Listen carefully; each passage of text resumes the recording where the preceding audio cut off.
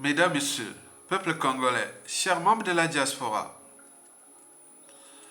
de mon point de vue, les citoyens congolais, si je devais noter ou classer les forces publiques au service de l'injustice, de l'oppression, de la barbarie et du crime pendant la dictature de Denis Sassou Nguesso 3 et 4 aujourd'hui, c'est-à-dire depuis déjà 2015, je placerai au premier rang ou à la première place la police du général à la retraite, mais encore en activité, le général Jean-François Dengue.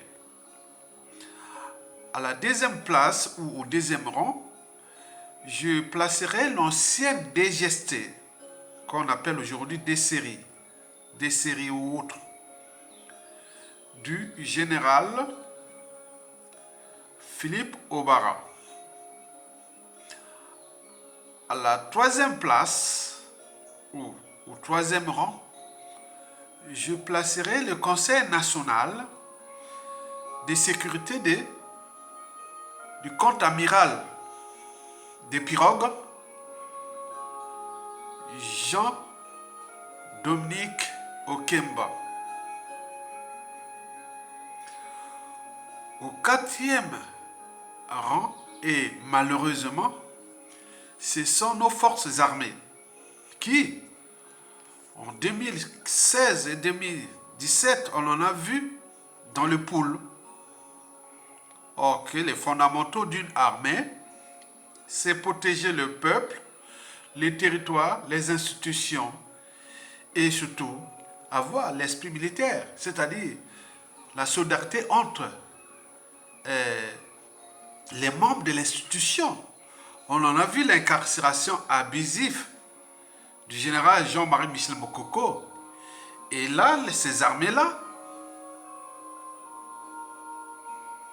les armées dans un pays, c'est comme les anticorps, en biologie ou en médecine.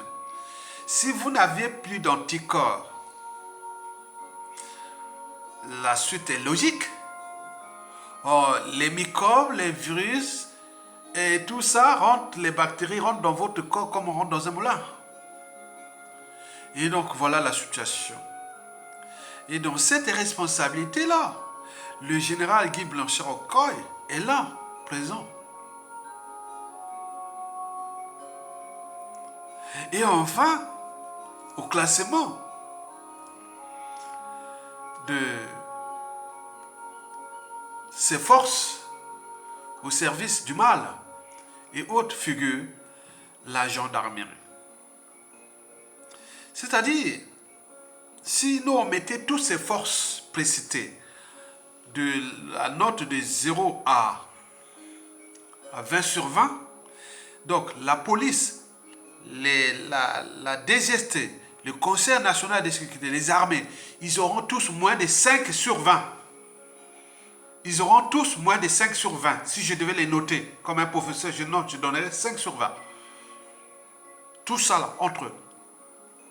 Donc prenez la police, la DGST, le Conseil national de sécurité, les armées autres, c'est 5 sur 20. Pendant Sassou Nguesso 2 et 3, 4 et 5 aujourd'hui. Enfin, il restait la gendarmerie. Mais c'est la seule force qui pouvait même arriver à la moyenne. C'est-à-dire entre 5 et 9 ou 10. Donc elle est située là, la gendarmerie.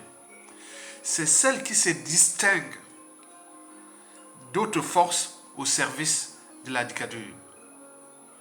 Je vous rappelle que j'interviens comme un citoyen, un lettré, libre et dégagé, comme on en voit dans les pays développés, dans les pays où on a des gens qui ont au moins un cerveau, une âme, une conscience qui réfléchissent. Parce que l'État, il faut des cerveaux. Donc nous, on réfléchit. En ce moment, ce pays est aux mains de ces ignorants et de tout ce monde-là. On voit là où nous retrouvons avec ce dictateur-là. Le pays s'enfonce vers les carmondes. Donc je fais mon travail là de citoyen. Donc j'ai ces droits et devoirs là. Et vous aussi.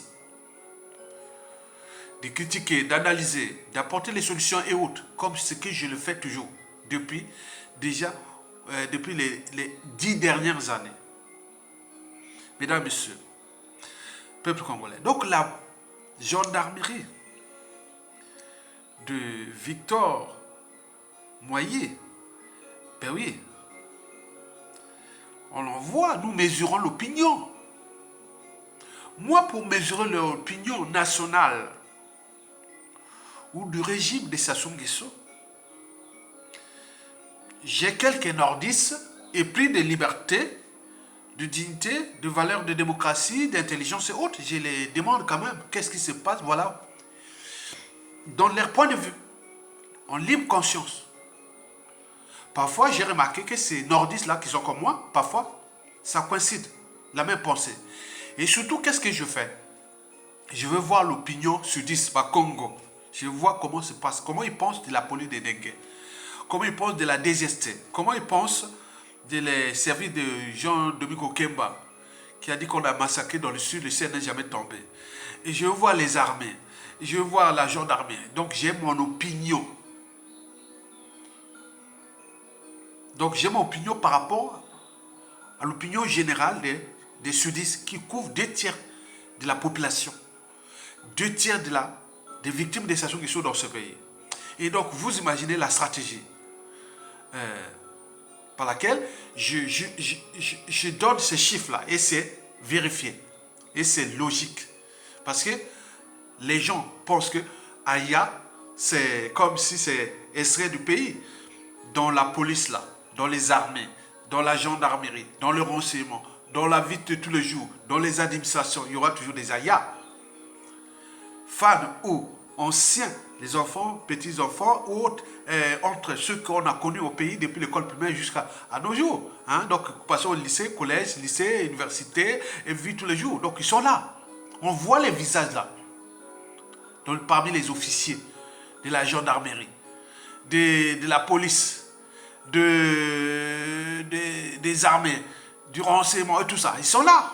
Ce sont des gens, voilà. Voilà, vous comprenez? Ça sous-tend, ce sont des gens qui, dans le conseil de sécurité ou de la défense, ou je disais, vous imaginez, ça sous-tend, je pourrais être au conseil d'administration de la sécurité publique, au conseil d'administration des armées, je peux être au conseil d'administration du renseignement congolais. Vous imaginez ce que je dis, ce n'est pas anodin. Donc on réfléchit.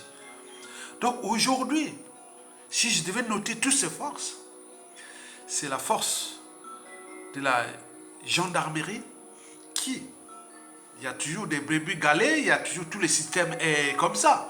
Mais au terme du management, de l'état d'esprit, on retrouve quelque chose de... C'est quelque chose, voilà. C'est-à-dire, la gendarmerie, quand je vois les gens porter l'uniforme de la gendarmerie congolaise, même dans leurs ambassades, bon, je vois qu'il y a l'espoir. Et pourquoi? Parce que dans toute organisation, qu'elle soit État, entreprise ou association, lorsqu'il y a un dysfonctionnement, c'est celui qui a la tête qui en est responsable. Le poisson pourrit toujours par la tête. La chaîne des responsabilités. Si vous mettez quelqu'un qui a le minimum de respect des standards, des administrations, des institutions, ce qu'on appelle les notions les plus institutionnelles de l'État et autres, on voit la suite, elle est logique. Donc quand on mesure ça, on voit les niveaux de responsabilité de ces gens-là précités au regard de leur mission, de leur devoir envers la population, envers l'État et autres. Donc, je peux vous le dire, je ne l'ai jamais rencontré, je ne le connais même pas. Mais nous sommes là pour analyser comme un prof qui donne les notes. Il n'y a même pas besoin de voir nord, sud, est, ouest. Tu as fait quelque chose de bon à l'école ou note, je regarde là, bien, c'est bien, bon ben, je donne une note. Donc je fais pareil. En toute liberté de conscience. Je l'ai dit que quand l'intérêt général, quand les enjeux de l'intérêt général sont tels que moi, il n'y a plus d'appartenance. Ça veut dire que tu peux être du clan de Sassou là. Si tu es bon, tu es bon. je vais te prendre comme un pion, je te protège. Au moment de la chute, que ce soit bazar ou autre, je dis non, protégez ce monsieur-là. Ça s'est passé partout comme ça. Que ce soit au niveau de la tribu, que ce soit au niveau de la cuvette, au niveau des nordistes, que ce soit autre. Donc c'est ça, la liberté de conscience. Ce que je dis, c'est en toute impartialité. Vous avez tout compris? Donc on analyse la situation. Alors, pourquoi les torsions brûlent gravement entre le général Victor Moïse et le dictateur Denis Sassou Nguesso? Parce que celui-ci joue à 2 poids 2 mesures. Il joue à 2 poids 2 mesures. Et pourquoi? C'est pour 3 raisons. La première raison est dans le cafouillage. Il y a eu cafouillage. Et qui s'est passé? Ce cafouillage s'est passé le 30 décembre 2022, où Denis Sassou Nguesso a annoncé que le général Victor Moïse sera maintenu à son poste, même si il est dépassé, il a atteint l'âge de la retraite. Bon, on va les maintenir là. Mais quelle mouche a piqué Sassou Nguesso pour que 5 jours plus tard, il dit non, c'est venu plus, on va plus regarder, il va maintenant aller à la retraite. Le 30, le général Victor Moïse est viré de son poste oui, bon, c'est normal. Quand tu atteins l'âge de la retraite, il faut partir à la retraite. Sinon, si tu veux continuer à servir le pays, on va faire la politique. La politique n'a pas de limite d'âge. Mais pour les institutions, l'État, il y a limite d'âge. Donc Sassou annonce, non mais tu vas à la retraite. Et bizarrement, le 3 janvier 2023, excusez-moi, le 3 janvier 2023, Sassou Nguesso dit, ah finalement tu dois aller à la retraite. Ben oui. Mais c'est quoi cette affaire-là? Pourquoi ce cafouillage? La parole de l'État n'est plus comptée, c'est Sassou Nguesso. C'est-à-dire, c'est comme lui, c'est comme il fait ce qu'il veut. Il y a eu cafouillage, improvisation, beaucoup de choses comme ça. Il n'y a plus d'État. Pour quelqu'un qui connaît les notions les plus insignifiantes de l'État, mais vous devez pleurer. Vous devez dire, on a perdu notre pays. Et c'est Sassou qui doit demander à Moïse d'aller à la retraite, où ce sont les institutions, les administrations, toutes les règles de l'État. Donc il fait non, tu ne vas pas à la retraite au 30 décembre 2022 et au 3 janvier 2023, et maintenant tu dois aller à la retraite. Alors, qu'est-ce qui s'est passé? Qu'est-ce qui s'est passé? C'est ça qu'il faut se demander. Est-ce qu'il y a eu des pressions? Est-ce qu'il y a eu des pressions sur Sassou Nguesso? Ben c'est ça qu'on se demande. Mais les pressions de qui? C'est lui qui... L'État, c'est Sassou Nguesso maintenant. Il a suivi les pressions de qui? Ben oui. Peut-être du clan. Bon, au départ, on nous a signalé, les médias, réseaux sociaux,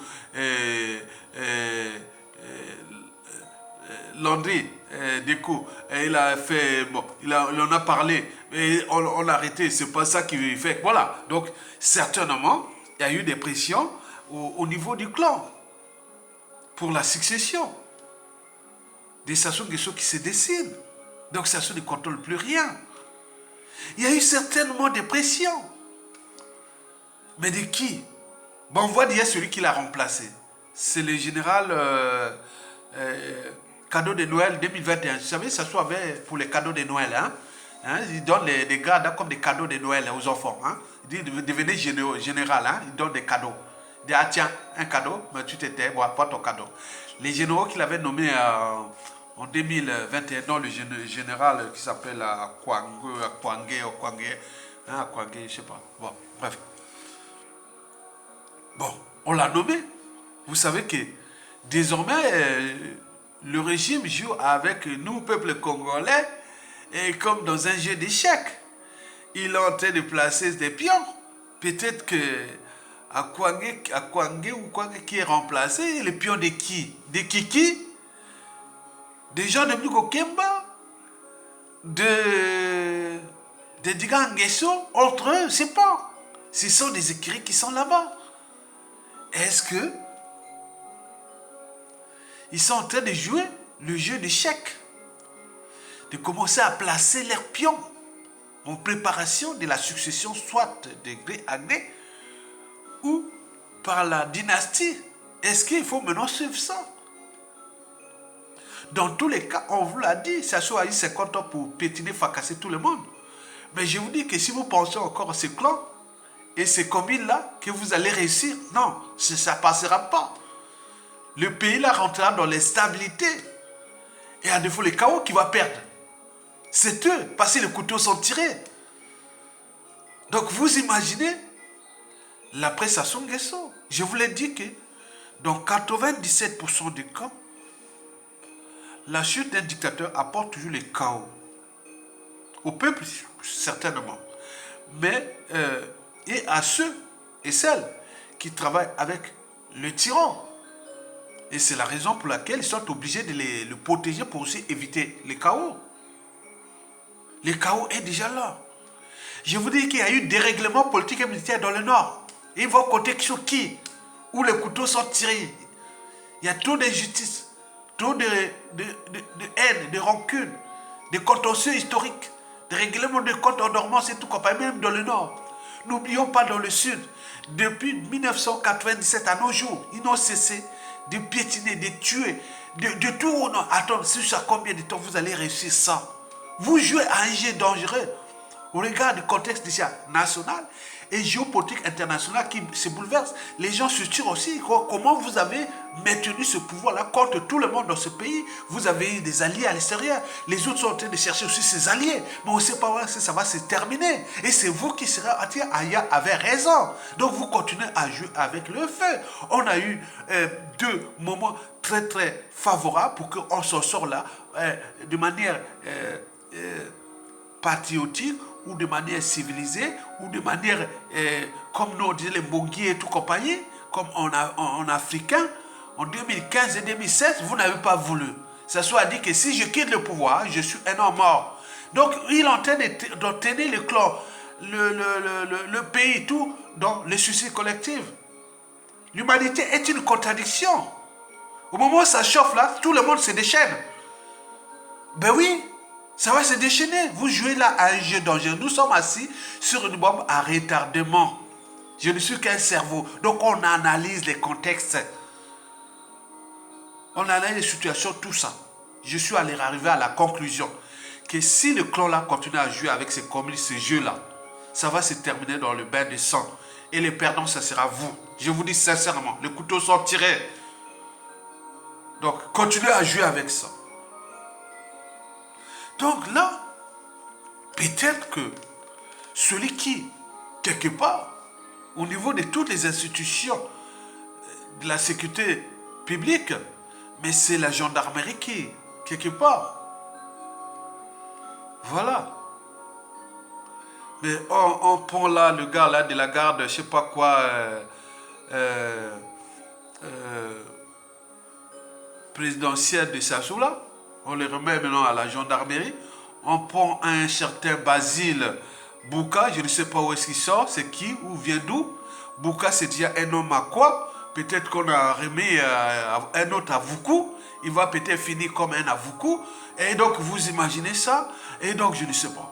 Mesdames, Messieurs, peuple congolais, chers membres de la diaspora, la deuxième raison pour laquelle le torchon brûle entre Denis Sassou Nguesso et le dictateur 5 étoiles Denis Sassou Nguesso, ben oui, et dans la situation de Jean-François Dengue, on ne l'a jamais envoyé à la retraite. comment quelqu'un qui est le champion de la sécurité publique et de tout,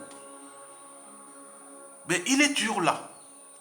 Mais bizarrement, après le cafouillage, et voilà, donc on voit le général Victor Moïse à la retraite. Il y a là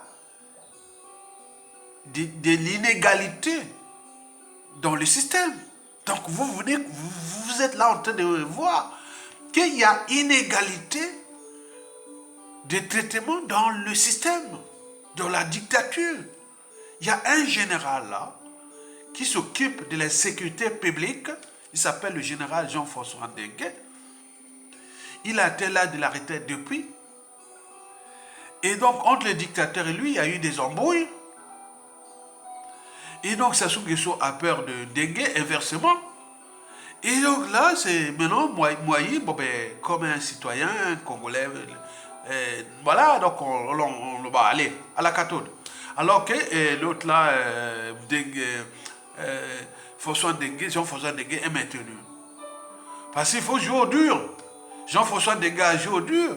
On l'a vu l'épisode là de 2021-22. Quand il disait, bon, ben, si vous voulez me virer, tu verras, hein, Sassou, hein. Kéba, hein. Tu me touches pas, hein, à mes postes, hein. Parce que si tu touches ton système est foutu, hein. Tu sais bien on a fait le mal à tout le monde dans ce pays. On a tué les gens, entre toi et moi. Il ne reste pas grand monde. Toi et moi, on est ensemble. Jusqu'au bout. Donc tu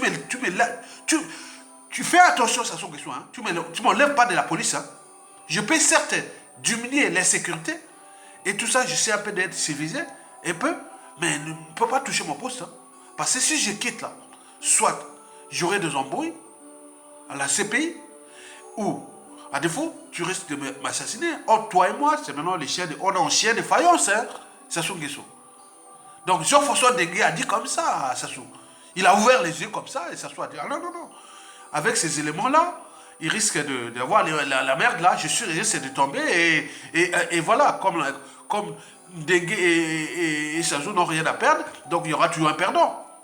Donc dans ces cas, il a dit, ah non, on joue la neutralité. Mais non, on ne sait pas s'il joue au chien de faïence, parce que Sassou Nguesso, vous savez, la différence entre un chien et un félin, c'est comment?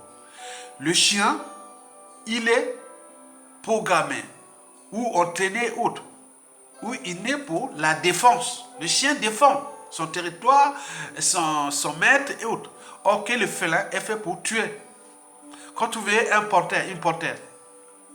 une panthère devant ce qu'on appelle chez nous au nord du Congo, hein, chez moi à Mako, on appelle ça Ngwe. Ngwe, il a tué le chien de mon grand-père, hein, facilement. Le chien de mon grand-père s'appelait Ngai Moko. Il a tué en 1973. J'étais tout petit, tout jeune, voilà. Alors là, c'était vraiment chaud. Et donc, vous imaginez. Donc, le Sassou et Ndengue, c'est comme ça. Hein. Sassou, c'est la panthère. Et Ndengue, c'est le chien. Donc, entre eux, à Pou, regardez, faites vous-même le film, là où il y a une panthère qui vient attaquer le chien. Vous voyez la stratégie? Donc là, il joue là. Ndengue est là. Parce que Sassou partira, il ne laissera pas les témoins de ce crime. Donc Ndengue sera dans 100% des cas neutralisé par Sassou Nguesso. On le sait. À moins qu'il y ait vraiment un pacte. Mais le pacte, là, attends, c'est pas possible. Il ne va pas aller loin. Et donc là, au niveau de Ndengue, donc Ndengue est maintenu là. Mais même s'il a baissé le niveau d'insécurité, parce que, alors là, c'était chaud, hein, surtout les années où les histoires de kata, de colonna, de bébés noirs et de tout ça, c'est ça, mais ça a diminué. Sous ce plan, Ndengue a eu quand même une petite bonne note des intellectuels et autres. On dit, bah, écoutez, ça fait quand même des mesures compensatoires quelque part. Donc là, il a baissé les niveaux d'insécurité et autres. Donc on analyse, donc on voit les niveaux de sécurité. Je vous dis, ça se tombe. Et que quelque soit quoi, au pays, je serai au conseil de sécurité. Même si je ne suis pas policier, mais j'ai appris les techniques de police, de sécurité publique, la défense haute depuis le Moyen-Âge, depuis l'Empire grec, jusqu'à nous, ces choses-là. J'ai fait un cours des armées à des officiers ici, congolais, que je dis, ah mon Dieu, on ne connaissait pas ça. Oui, nous sommes des cerveaux. Donc au conseil d'administration de l'ordre de force publique du Congo, après ça, je peux être là à l'intérieur. Conseil de renseignement, conseil de point. C'est vrai, vous imaginez. Et donc là, il y a 2 poids, 2 mesures. Jean-François Dengue est maintenu et le général Victor Mouayi, que je ne connais pas, je suis que dans l'état d'intérêt général des citoyens, on voit que sur la note que je vous ai faite, je dis que c'est la seule force publique que quelque part, je vois les petits standards de ce que je vois ici en Occident, surtout en France. Et surtout que cette gendarmerie est habillée comme la gendarmerie française. Bon, vous imaginez, moi je dis parfois c'est mawa quoi, pitié quoi. Ils sont habillés comme la gendarmerie française. Donc ça veut dire que nous sommes encore une colonie française. Bon, donc voilà, c'est malheureux. Bon. Bon, donc vous imaginez. Et donc, moi je l'ai vu ça. J'ai dit, oh tiens, le Victor Mouayi, c'est quand même quelqu'un qui a gardé l'esprit. C'est-à-dire, c'est quelqu'un, quand je regarde ce monsieur, je dis, c'est quelqu'un, s'il n'avait pas rencontré Sassou, ce serait l'un de nos meilleurs officiers. Mais quand tu travailles pour Sassou, tu rentreras dans l'amour. Parce que le système Sassou, c'est comme dans la mafia. Tu trouveras tout de la mafia sauf la sortie. Donc cette raison est importante. La deuxième raison là, sur toi. Jean-François Dengue est encore en activité, même s'il a baissé son niveau de sécurité, de tout ça. On en constate, on croise les doigts, que ça puisse diminuer un peu petit à petit. Il faut qu'il diminue, il remet ça. Et demain, ça sera des circonstances. Et demain, on ne sait jamais. Mais quant à Victor Mouayi, pourquoi on l'a viré alors qu'on garde Dengue? Donc Dengue doit, en son âme et conscience, se dire que bon, ben, je respecte les institutions, je respecte l'État congolais. Donc Denis Sassou Nguesso, virez-moi cette année. Pourquoi on doit se... Voilà. À défaut, prenez votre responsabilité de les faire partie. Mais pourquoi vous êtes là en train de... Lui là en train de vous virer et autres, vous êtes là, voilà, en train de se plaindre. Donc cette deuxième raison est importante parce que Jean-François Dengue est encore en activité et Mouayi, puisque moi je croyais que c'était la règle. Donc cela veut dire quoi? Denis Sassou Nguesso a plutôt peur de Jean-François Dengue que de Victor Mouayi. Et donc, c'est ça, ce que vous devez en retenir de cette deuxième raison. Enfin, la troisième et la dernière raison de ces embrouilles entre le général Victor Mouayi et le dictateur Denis Sassou Nguesso est traité au niveau France-Afrique. Vous savez que, bon ben, d'après des sources, au niveau France-Afrique, il est très bien apprécié, quoi. Hein? Donc il a joué quand même, voilà. La gendarmerie française a fait beaucoup de cadeaux à la gendarmerie congolaise, beaucoup de choses comme ça, parce qu'ils voient que, bon, ben, il y a quelque chose, voilà. Donc moi, je vous dis sincèrement, au Congo, si j'arrivais au pays, là où j'ai plus confiance aujourd'hui, c'est la gendarmerie. Et ici, je dois les encourager, continuer à travailler comme ça. Restez l'esprit, il y a des petits brebis galets, les raquettes, les papas, mais la situation. Mais la gendarmerie, c'est vraiment le corps, voilà. Donc, le pays est dans la boue, mais bon, il y a quand même ces soldats-là. Donc peut-être que les embrouilles, peut-être que le dictateur Denis Sassou Nguesso, voilà le général Mouayi comme au service de la France-Afrique, peut-être pour l'après. Mais si c'est pour voilà, donc il doit se dire peut-être que la France-Afrique l'a placé là pour que bon, ils l'ont fait, voilà, laisse là, il va être voilà, et à côté, bon, il doit préparer l'après Sassou Nguesso, mais pour le compte de qui? Et si c'est sur Domingo Kemba, et si c'est point, entre eux. Je dis que la succession de Sassou dans le clan de Sassou ou dans la tribu Boshi, ou dans le nord, sans élection libre et transparente, ça ne sert à rien. Si vous voulez remplacer Sassou Nguesso après,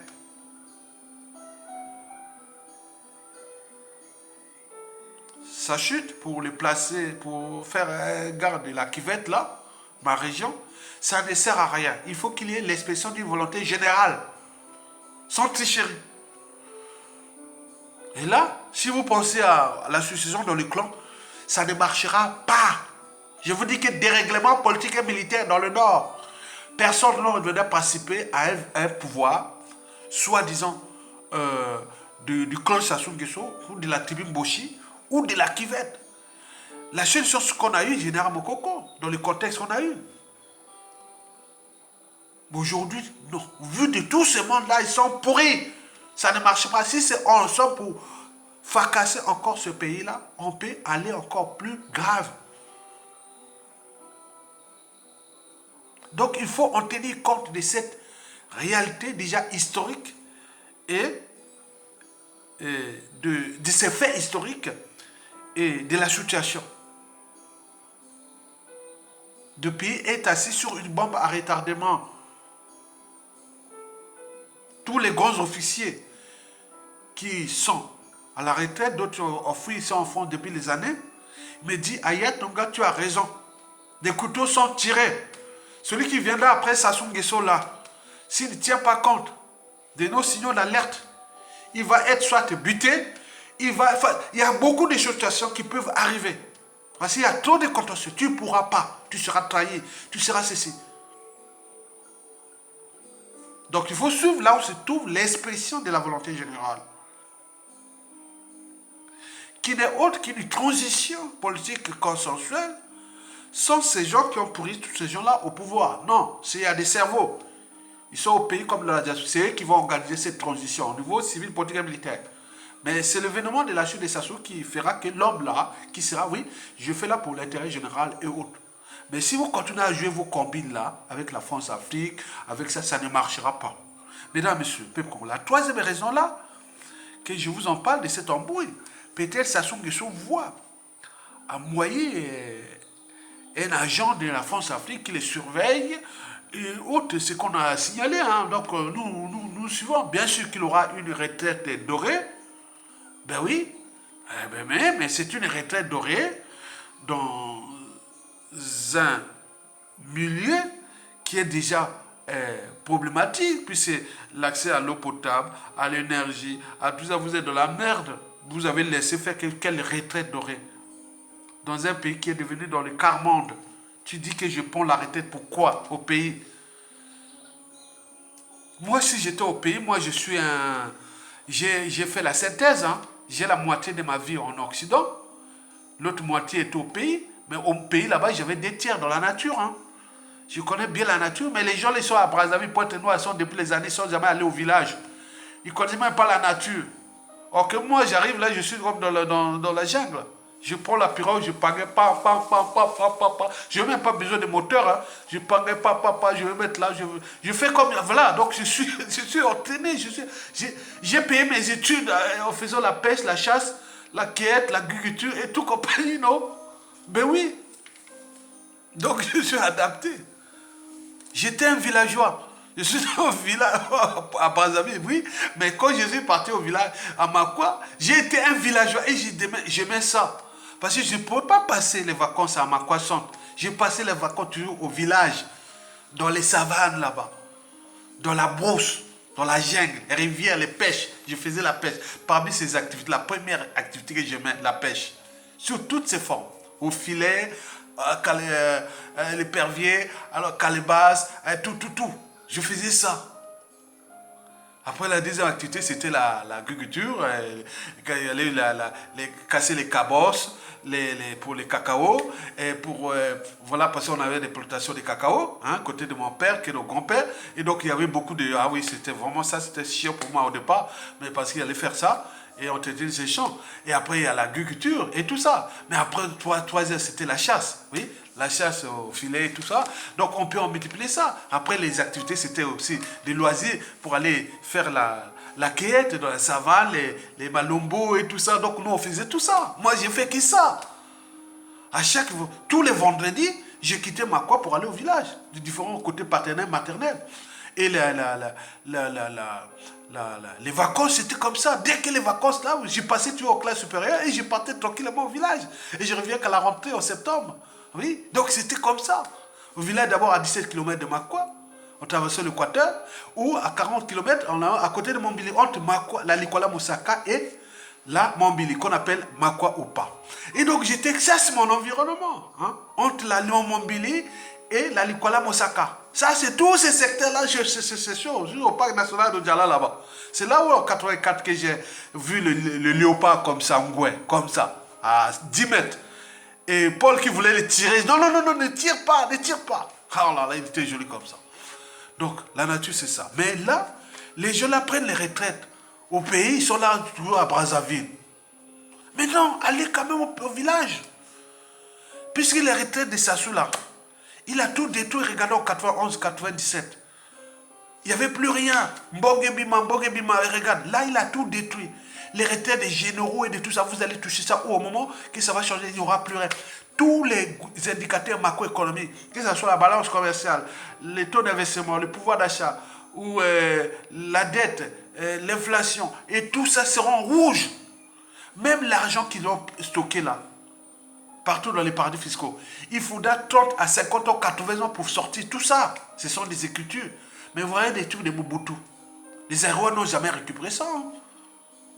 Il y a eu quelques cas en Angola avec João Lorenzo qui a essayé un peu de faire beaucoup de choses, à coopérer avec les Américains et tout compagnie. Il a eu un peu de pécule. Mais ils n'ont pas volé autant que ça soit les Guesso. Mais on en a vu au Nigeria, les trucs là, on vient retrouver ça 30, 40 ans après. Bon, vous voyez déjà ça, c'est nous, c'est déjà l'argent des générations futures là. Ils ont pillé, il n'y a pas, il n'y a rien. 14 000 milliards, non, ça n'existe pas. C'est une escroquerie, il n'existe pas. Maintenant, il reste l'argent qu'ils ont stocké dans les paradis fiscaux, les valeurs mobilières, comme on appelle les biens immobiliers aussi, et les codes de route. Mais ça, on paye vraiment avec la coopération avec la France, avec plein de choses auprès. Mais ce sont des négociations qui vont être très, très, très, très longues. Donc cette histoire-là, des retraités, vous serez dans la merde. Le pays, tout doit foutu. Il a tout détruit. Donc il faut alerter là-bas. J'en profite de faire la vidéo et parler de Mouaï pour attirer tout ce monde là, puis venir comprendre comment la situation du pays est on est au fond du trou. Et c'est vous qui avez, voilà, quand un citoyen a des droits et devoirs, d'oser dire non, c'est-à-dire de désobéir, donc arracher ta liberté, de citoyen, de peuple, tu as le droit de résister, c'est pour arracher votre dignité, comme le fait Mokoko aujourd'hui. On a le droit de se révolter pour exprimer notre pouvoir de peuple. La révolte peut être insurrectionnelle ou coup d'état militaire salutaire. Mais là, ces gens-là, ils vont à la retraite. Il a des enfants, il a petits Mouaï. Et tous ces gens-là, ils ont des enfants, petits enfants. Demain, ça va, la mère de Sassou ne sera plus là de ce monde. Ailleurs, ils ont pris les décisions. Ils ont pris la décision de dire non, sauvons l'intérêt général. On est bien d'accord? Donc, la troisième raison là, qui Sassou pense que peut-être que le gars là a très bien travaillé, peut-être qu'il va être vu par les Français, peut-être qu'ils vont travailler pour au Kemba, ou pour qui encore, ou pour lui-même, on ne sait pas, donc ils sont là en train de faire ça. Moi je vous dis, je vous le répète, la presse a suivi les pensées au niveau du clan, ou de la tribu Mboshi, ou de la Kivette, ou du Nord. Vous êtes fauchés. Si vous voulez passer du clan, la tribu, de la Kivette et du Nord, pensez à l'élection libre et transparente. On va voir si vous avez cette, voilà. Donc arrêtez de faire ça. Vous êtes en train de détruire un pays. Donc nous devons éveiller les consciences des Congolais qui, historiquement et jusqu'à présent, nous avions eu la malchance de rencontrer Sassou Nguesso, qui a entraîné tout son clan, toute sa tribu, Et la géopolitique nord, dans le mal, dans le crime, dans l'injustice, dans la bêtise, la médiocrité. Les notions les plus insignifiantes de l'État ne sont plus respectées.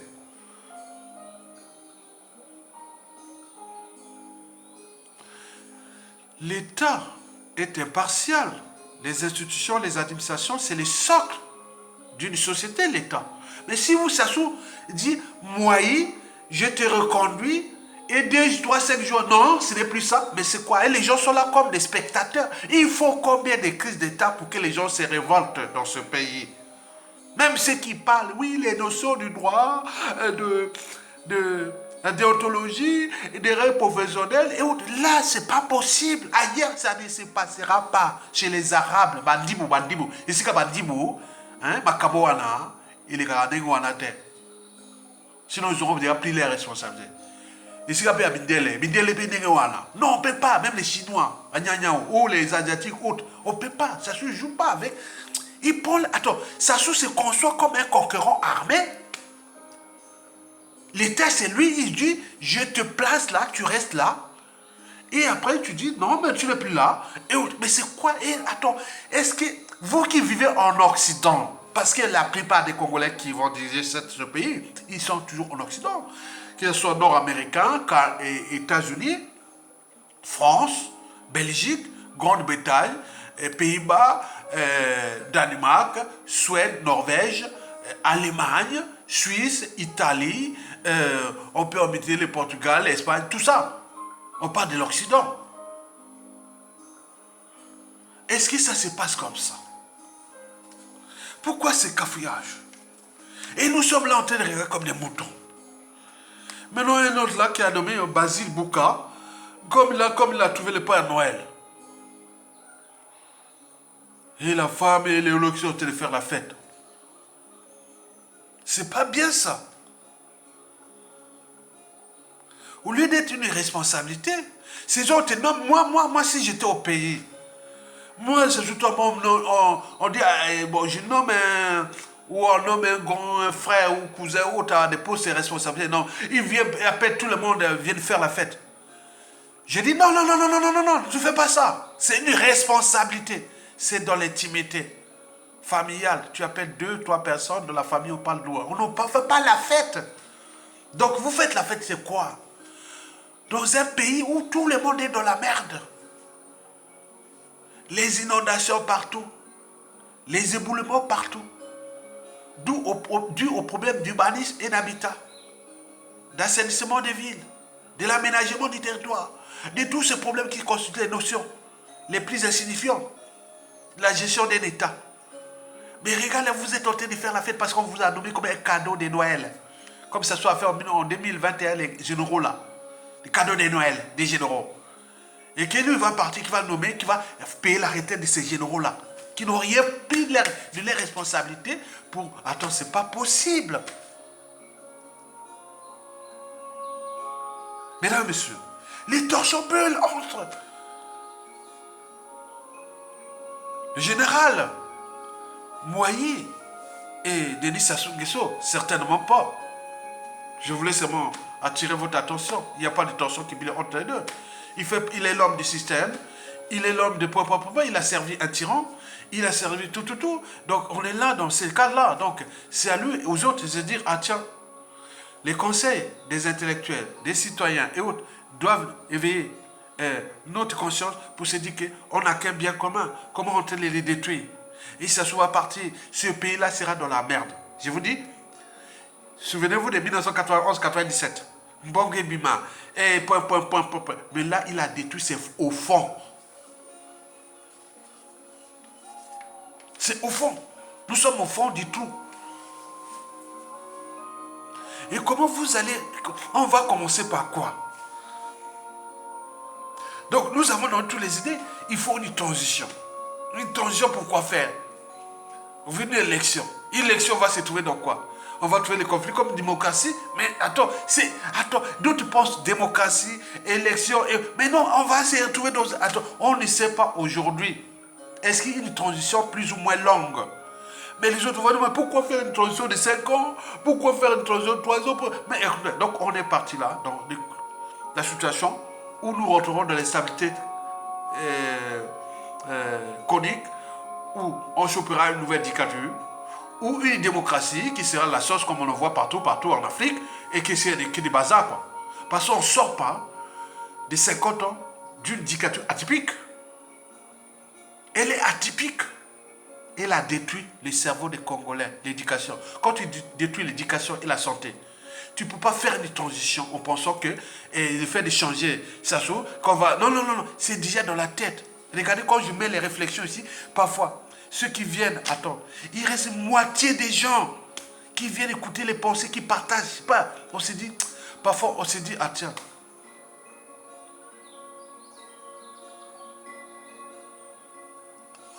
c'est comme quand je suis, avant de venir en France, là, au lycée Chaminal, là, les classes de terminale, là, il y avait tellement d'élèves. Moi, pour faire mon cours, je n'étais plus obligé d'être devant là-bas. Vous voyez le lycée Chaminal, là, tu rentres. Bon, là, les côtés où on rentre, là, tout ça, c'était les séries littéraires, là. Maintenant, les terminales, c'était du côté, bon, la direction, moi, je me rappelle du neuf, et moi, j'étais là où il n'y a pas loin de la direction, hein, le côté, quand on rentre comme ça. Donc, là, c'est côté droite, la direction. Et donc, tu vas d'où, là, comme ça, c'était moi, j'étais là-bas, dans le terminal, là. Mais j'étais obligé d'être au milieu des élèves et faire les cours au milieu pour que pour que tout le monde puisse voir et autres.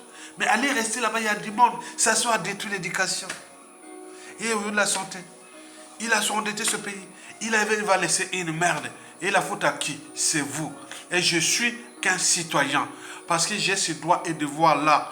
Je ne peux pas être assis. Je suis un être debout. Et je mourrai debout.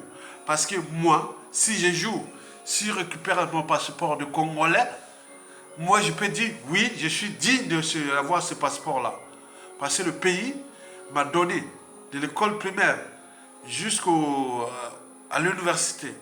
J'ai rendu ces services au pays là-bas. J'ai enseigné, j'ai formé les générations.